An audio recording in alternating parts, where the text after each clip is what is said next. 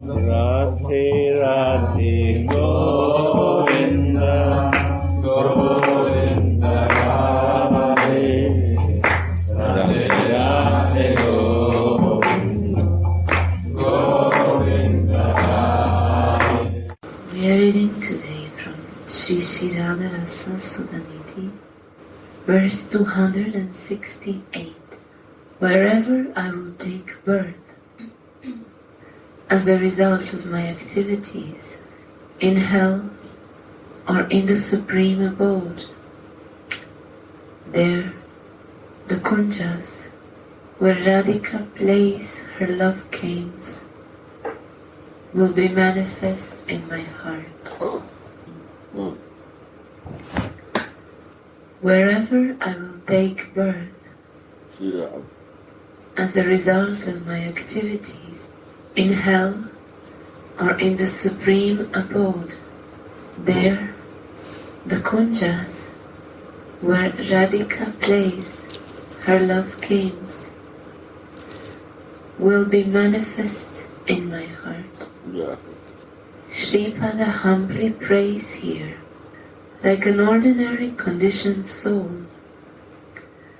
Alas, I desire a position that is not even attained by Lord Brahma or Lord Shiva. I feel like a beggar asking for an entire kingdom. I must look ridiculous. After all, I am just a servant of my own lusty desires, and I am completely bound by the reactions to all my material activities. Nevertheless, I pray that wherever I may go, as a punishment or a reward for my material activities, to hell or to heaven, that I will remember the sweet love kunjas of Shri Radhika there. By the mercy of the Lord, the devotees are never afraid for their next birth. Lord Shiva told Parvati in Srimad Bhagavat, Lord Narayana's devotees are never afraid of their destination, whether they go to heaven or to hell, or they are liberated. It is all the same to them. The pure devotees, like Prahlad, always pray to the Lord's lotus feet as follows. O Lord Achyuta, I may take birth in thousands of species, but wherever I take birth, let me always be fixed in your bhakti. Someone may ask, Shripada, when you worship the Lord, how is it possible that you will go to heaven or to hell? You will be blessed with a place in Lord Vishnu's eternal, luxurious paradise, Vaikuntha. To this, Shripada will answer, Oh hey, if Vaikuntha is my destination, then let me also remember Shri Radhika's love kunjas there. Let me not forget the supreme sweetness of Raja while I have to stay in the opulent, majestic realm of Vaikuntha. That is my ardent prayer. In Brihad Bhagavatamrita, it is described that Gopa Kumar could not forget sweet Vrindavana while staying in Vaikuntha, or even in Dwaraka and Ayodhya. He was simply lamenting while he was staying in Vaikuntha, remembering the blissful sweetness of Vrajabhumi. Narada Muni told him, O Gopakumar, although you have attained the mercy of the beautiful, opulent Lord of Vaikuntha, I see that your face is looking sad, and I hear you lamenting. In this blissful abode, nobody is sadly lamenting.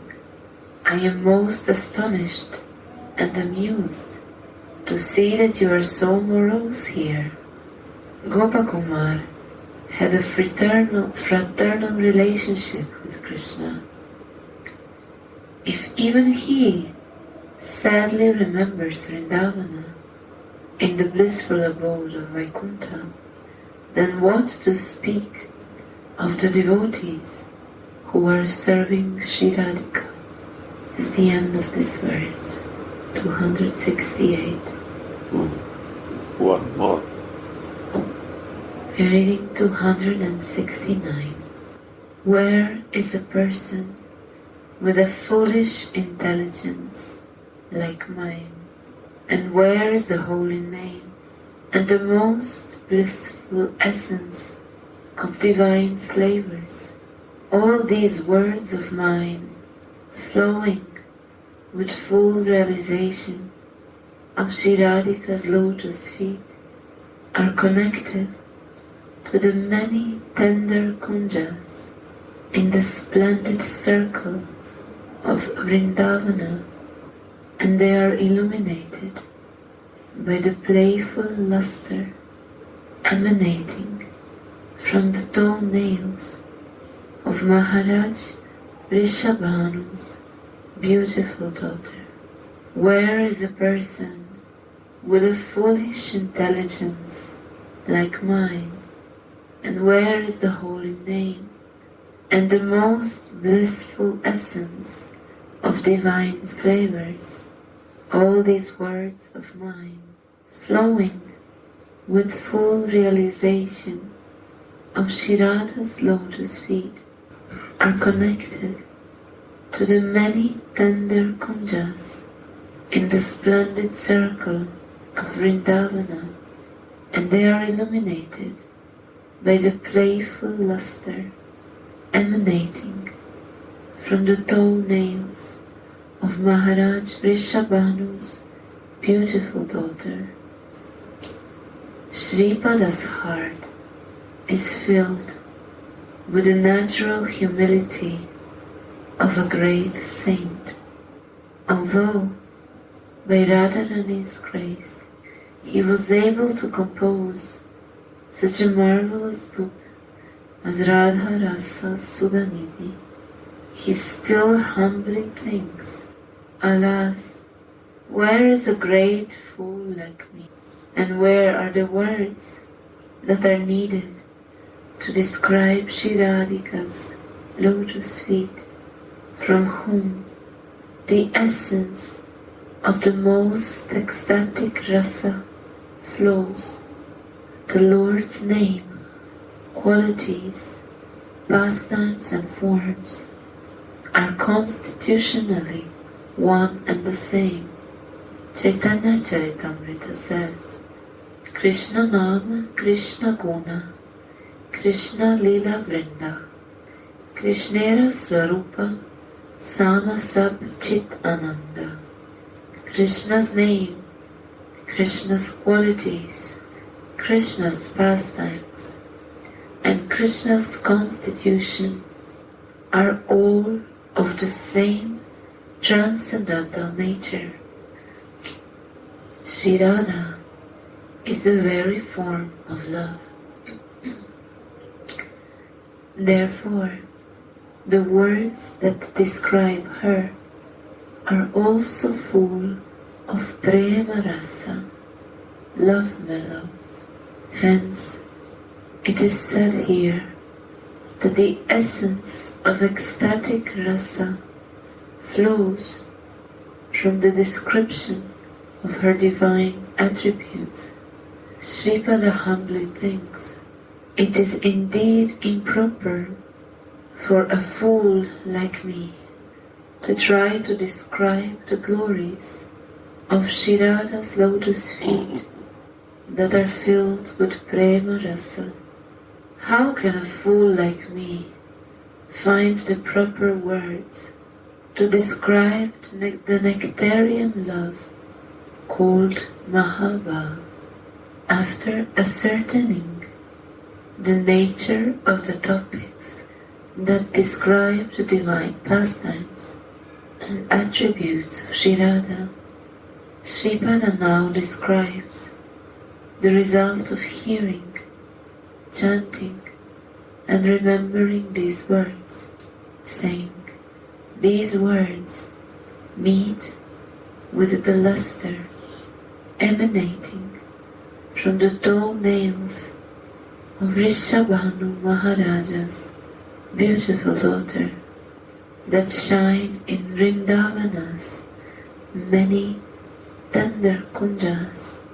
A person who hears these words, sings them, or remembers them will be touched by the transcendental splendor that emanates from the toenails, from Srimati's Mahabhava-filled lotus feet. He will swiftly attain prema, and he will be able to relish the sweet pastimes of the divine couple, Radhika and Mohana. In the many tender kunjas of Vrindavana, in his Manjari Swarup, serving in the footsteps of the eternally perfect maidservants. This is the supreme goal of the Gaudiya Vaishnavas.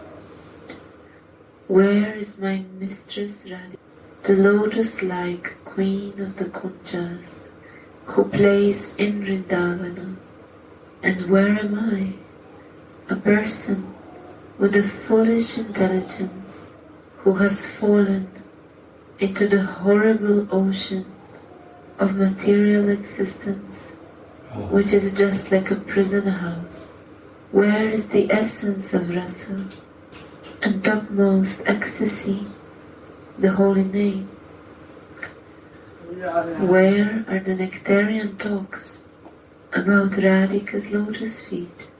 Where are the many blissful, tender forest kunjas where Radharani plays her pastime? Where are Radhika's effulgent lotus feet in Vrindavana, from which waves of beauty flow? And where are her toenails that are like mines, full of glistening jewels? Sripad Prabodhananda says, streams of nectar are emanating from all these delicious sports. How can an unqualified person like me describe them? I do not have the proper words or letters to describe all this sweetness. Thus ends the verse 269. Radhe Radhe Govinda.